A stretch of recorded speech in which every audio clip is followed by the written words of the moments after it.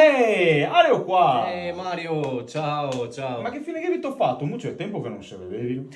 Sì, ma te sei lavoro, famiglia, come impegni, non ho mai tempo, quindi... Beh, ascolta, ora per festeggiare l'impatriata stasera andiamo a bersi una roba. Stasera non è impossibile perché guarda, tra fiato a lavorare, torno tardi, sono stufo, mi butto in letto e basta. Comunque dai, un'altra volta vuoi dire. Domani è sabato. Partimo come i vecchi tempi, ti ricordi? Partivano da aperitivo, a tirare in lunga, No, discoteca. guarda, ti fermo subito. Intanto sarò stufo da lavorare da un po'.